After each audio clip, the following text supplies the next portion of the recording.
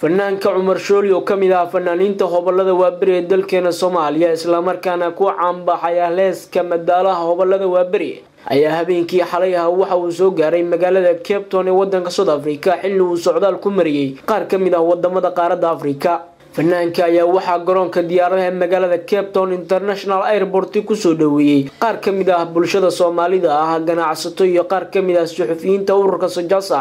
ee magaalada Cape Town waxaana loo galbiyay hooyigii oo ka degi lahaa magaalada Cape Town inta uu joogo. mar uu la hadlay warbaahinta ayaa fanaanka Cumar Shooli waxa uu sheegay in socdaalkiisa uu ku saabsan yahay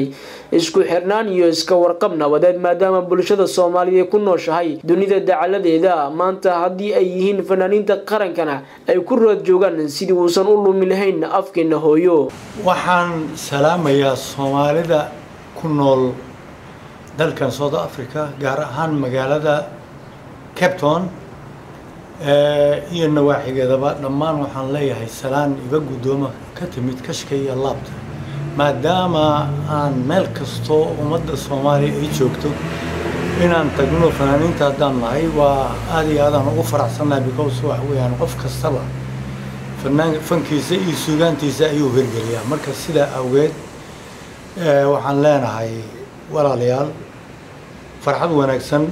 show wanaagsan kulle waasoo iman doona masraxaasan soo imaanayna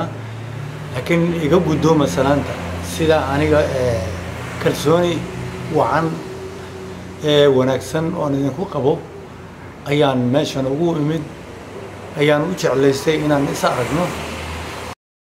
si kastaba haatee fanaanka weyn ee madalaha hoobalada waabari Cumar Cabdulle Shooli ayaa la filayaa in bandhig fanad caalami ah oo magaalada Cape Town ugu dhigo jaaliyada Soomaalida ay ku nool waxaana sidan oo kale bandhig faneedyo uu soo qabtay magaalooyinka wadanka Tanzania iyo wadamo kale oo ka tirsan qaaradda Afrika. Cabdullaahi Qorshe, Radio Muqdisho, Cape Town, South Africa.